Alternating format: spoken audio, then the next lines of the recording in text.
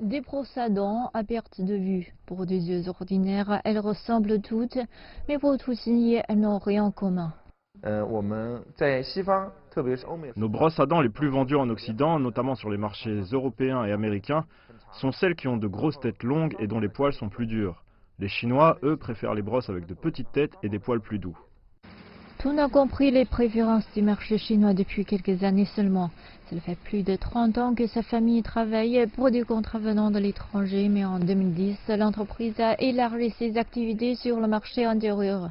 Un changement dont tout est entièrement convaincu, notamment après l'apparition du Covid-19. Avec la pandémie, au cours du premier semestre, nos matières premières se sont accumulées à l'entrepôt. À l'époque, nous étions confrontés à d'énormes pressions avec la diminution des commandes à l'étranger. Mais la pandémie a également perturbé les plans de Fanron, fabricant de produits de première nécessité.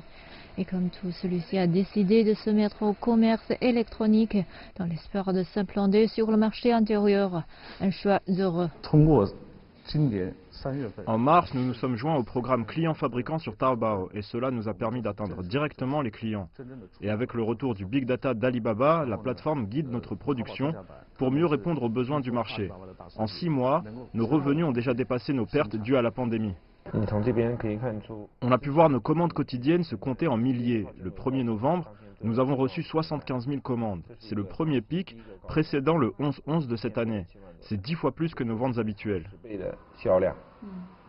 Cette année, le double 11 dispose de 2 fenêtres de vente sur les plateformes de commerce électronique d'Alibaba. La première s'est ouverte du 1er au 3 novembre et la seconde concerne la journée du 11 novembre. Toussien et Fanron ont affirmé qu'ils se préparaient pour l'événement depuis des mois. Ils étaient d'impatients d'y être.